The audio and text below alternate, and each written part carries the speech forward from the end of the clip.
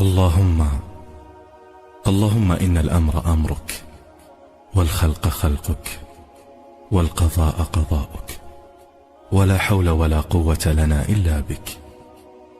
اللهم إن لك عبادا ينتظرون فرجا فبشرهم، وعبادا يسألون الشفاء فعافهم، وعبادا يرجون رحمتك فارحمهم.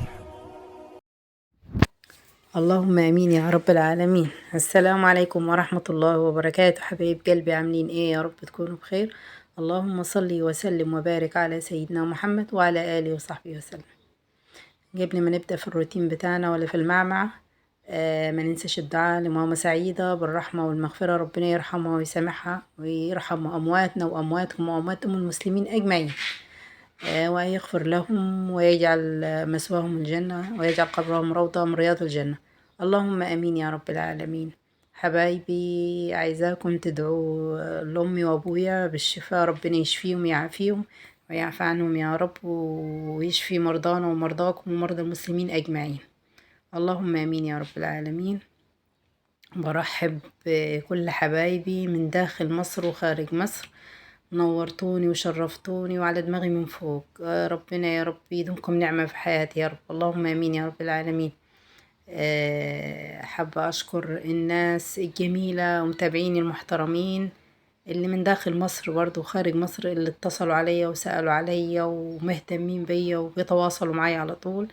ربنا يبارك فيكم يا رب ويجازيكم كل خير ويديكم الصحة والعافية ويفرج همكم كده يا رب، ويرزقكم من حيث لا يحتسب، ويشفينا ويشفي مرضاكم ومرضانا ومرضى المسلمين أجمعين يا رب. اللهم آمين يا رب العالمين. أهلا بكل متابعين المحترمين، أهلا بيكم حبايبي. قبل ما ادخل في برضو في الروتين، اللايك الله يبارك لكم يا رب. انا طبعا اخدت اجازة طويلة من قبل العيد ب5 ايام، انا ما نزلتش فيديوهات غير الفيديو اللي عملته ام يوسف بتاع العمرة لامي، وكان عندي فيديو قديم انا نزلته لكم على القناة، لان انا ما كنتش قادرة انزل فيديوهات خالص لظروف صحية، ان انا كنت تعبانة بمر يعني بظروف، الحمد لله والشكر، لان انا كنت عيانة ومن قبل رمضان، والله من قبل العيد انا عيانة، ما شفتش العيد زي الناس. الحمد لله والشكر لله، كل اللي يجيب ربنا خير. وبعدين دخلت في موضوع ابويا وامي الاتنين عيانين، ربنا يا رب يشفيهم ويعافيهم يا رب، يشفي مرضانا ومرضاكم. الحمد لله على كل حال. هنجي هنا يا جماعة، هندخل بقى في المعمعة والتعب تاني. الحمد لله على كل حال. طبعا انا زي ما معوداكم من البيت اللي فوق ده انا بنظفه عشان احنا نطلع، اللي هيخبز، اللي هيقعد شوية، اللي هيذاكر، يعني الحمد لله احنا بنتنفس فيه، وهو طبعا البيت عشان مفتح هاوي وحلو يعني كده، فاحنا بنرتاح في القعدة فوق كده لغاية ما ربنا يصلح الحال كده بإذن الله يا رب، بإذن واحد أحد، ونوضب وهنقعد فيه إن شاء الله. مكاننا ضيق تحت وصغير فمش شايلنا، فبنطلع فوق وتحت. تمام حبايبي. فأنا اتصدمت، أنا طلعت فوق اتصدمت صدمة يعني مش عايزة أقول لكم بصراحة. لقيت الأوضة دي، هي مش الأوضة بس، البيت كله مقلوب قلبة ما يعلم بها غير ربنا. زعلت بصراحة من المنظر، يعني المنظر لا يسر عدو ولا حبيب والله زي ما بيقولوا. الحمد لله على كل حال. فاستعذت بالله من الشيطان الرجيم وقلت الدعاء: اللهم اخرجني من حولي إلى حولك ومن ضعفي إلى قوتك يا ذو الجلال المتين. وسميت الله كده ووقفت زي ما انتوا شايفيني كده. أول حاجة الهدوم دي يا جماعة يعني غسيل، غسيل بتاع الشتا طبعا هنغسله وهنشيله نظيف. فأنا كنت قبل ما اتعب طلعته فوق، قلت ان انا بس انا كنت حاطاه على السرير كان الناحيه التانية، معرفش ايه اللي جاب السرير ده كده، ولا ايه اللي جاب الكراسي دي كده، ولا ايه اللي قلب الدنيا دي كده، انا مش فاهمه. طبعا العيال بيرموا خلاص، فجيت طلعت كده قلت انضف كده واشوف الدنيا، لقيت زي ما انتوا الهدوم كلها مرميه ورا الكرسي وتحت الكرسي وتحت السرير ومن هنا، والدنيا مقلوبه زي ما انتوا شايفين كده. فانا طبعا شلت الهدوم دي كلها وطلعت الغسالة فوق، عشان بقى هبدأ اغسل هدوم الشتوي، وهغسل والأوضة دي هغسل فيها السجاد والحصر والحاجات كلها. طبعا انتوا عارفين الصيف بيحب النظافة الزيادة عن اللزوم، وكل حاجة لازم تتغسل وتتنضف، وانا هغسل كده واشيل السجاد بتاعي كله، وهفرش برضو الحاجات الخفيفة اللي عندي. هشيل كل اللي على السرير ده زي ما انتوا شايفين. بصوا بس لو وصلتوا معايا لغاية هنا ما تنسوش اللايك والاشتراك وتفعلوا الجرس عشان يوصلكم كل جديد. وبالله عليكم بالله عليكم اللايك الله يبارك فيكم يا رب يجازيكم كل خير. هنا طبعا انا بشيل كل الحاجات دي عشان انا هشيل السرير ده من مكانه خالص. هنا يوسف جاي عايز يشيل الحاجات دي، بقول له لا انت اطلع يوسف بره عشان ربما تراب ولا اي حاجه، انت خليك بره وسيب عبد الله يساعدني يشيل معايا. فعبد الله الله يبارك له يا رب كان متعاون معايا في اليوم ده. انا والله رجليا وجعاني، فالحمد لله يعني ربنا يقويني يا رب، لاني انا هعمل روتينات كتير.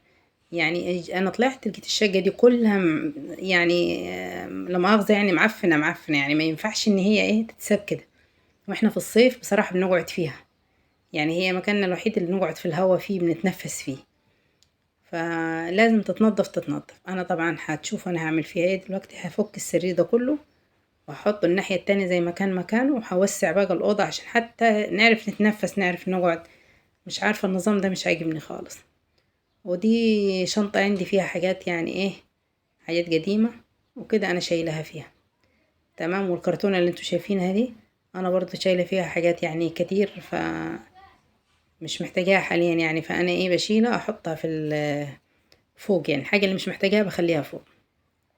تمام حبايبي. اللهم صل وسلم وبارك على سيدنا محمد وعلى آله وصحبه وسلم. صلوا على النبي يا جماعة. دلوقتي أنا اتفاجأت في اليوتيوب الدنيا مقلوبة، يعني حاجات بتحصل في اليوتيوب أنا بصراحة بستغرب يعني.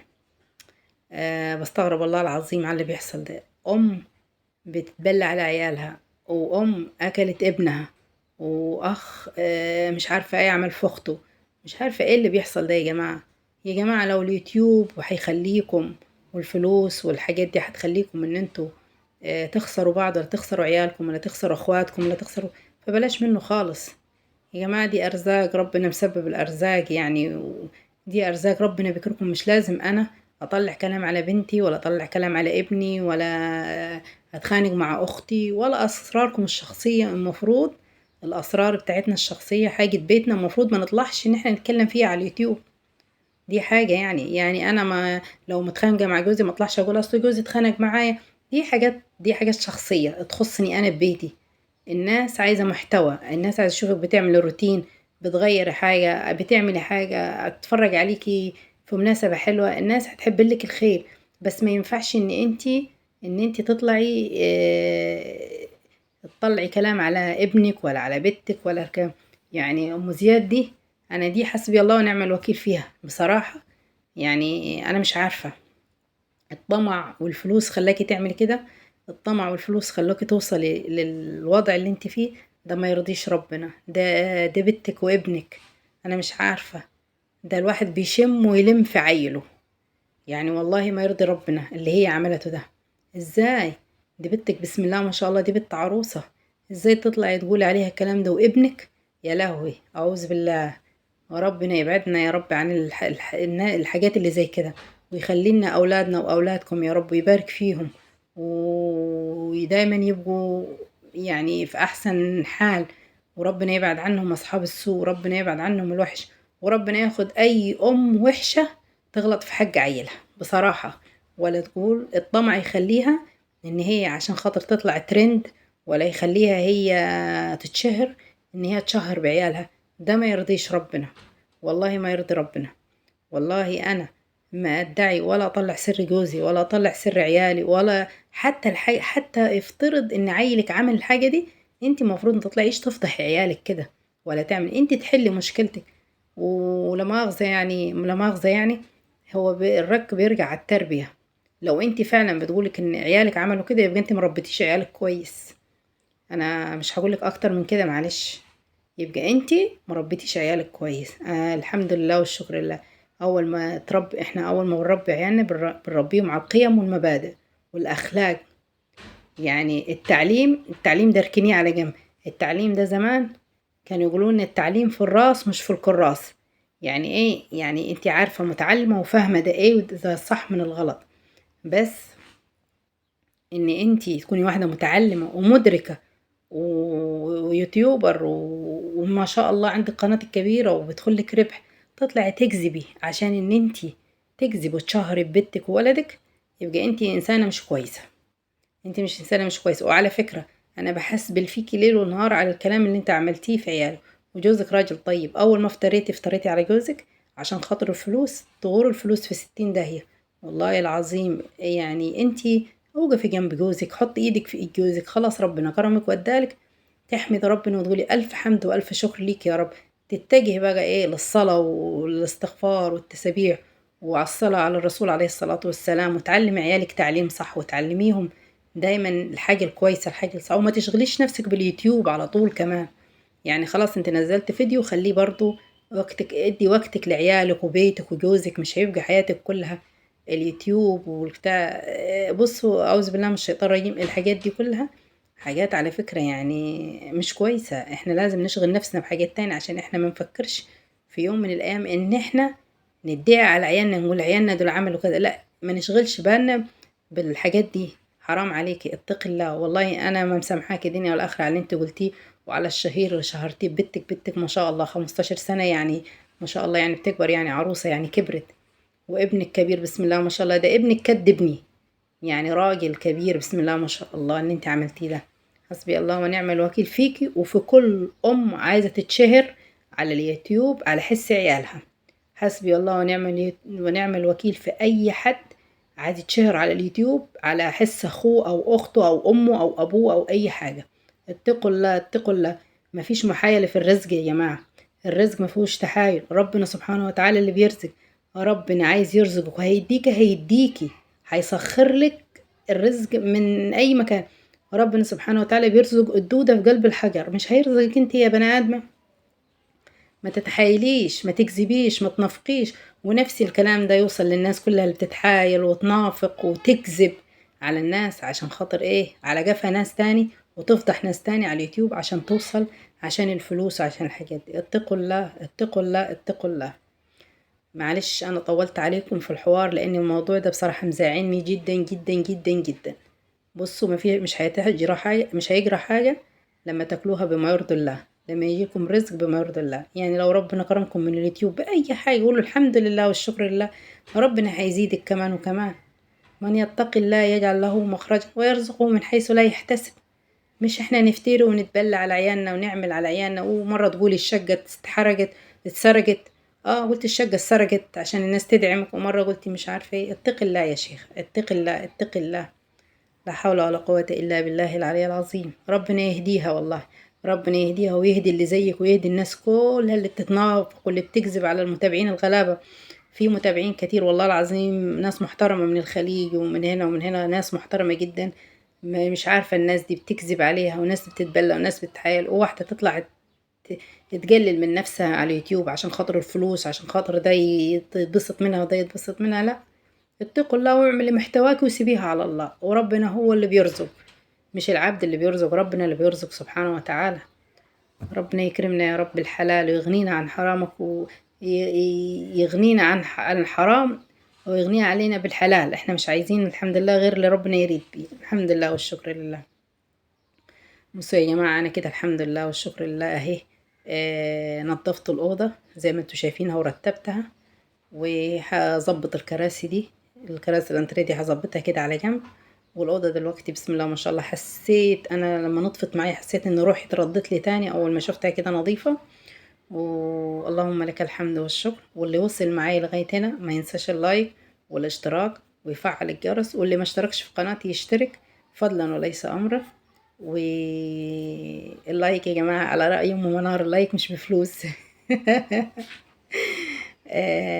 بحبكم في الله، انتوا عيلتي التانية، وربنا يا رب يجازيكم كل خير على اللي انتوا بتعملوه معايا. كده زي ما انتوا شايفين. بصوا اهو انا يعني كل ما بحول كرسي بكنس تحته. هي نظيفة على فكرة، بس هي اتملت ايه، اتغبرت، اتملت تراب واتكركبت كده، بس انا نظفتها. وان شاء الله انتظروا برضو الفيديو الجاي، هجيب السجاد كله والحاجات كلها هغسلها ايه في المكان ده هنا عشان الأوضة تتمسح بالمرة وتبقى نظيفة. وزي ما انتوا شايفين اهو انا حولت الكراسي، وربنا يسترها عليا بعد اللي عملته ده كله. ما يغركمش ال14 دقيقة ولا 15 دقيقة، ده انا اخدت فيها يجي 3-4 ساعات وانا اعمل ده، بس انا جريت الفيديو عشان ما اطولش عليكم يعني. والحمد لله والشكر لله، ربنا قدّرني ودايمًا يقدّرني يا رب، اللهم آمين. وادعوا لي بالشفا، ربنا يبارك فيكم ويكرمكم ويرزقكم يا رب، اللهم آمين يا رب العالمين. وخلاص كده أهي الأوضة خلصت، بُصّوا ورقت وبقت نضيفة والسرير اتفرش وتمام التمام، وأقول لكم مع السلامة، السلام عليكم ورحمة الله وبركاته.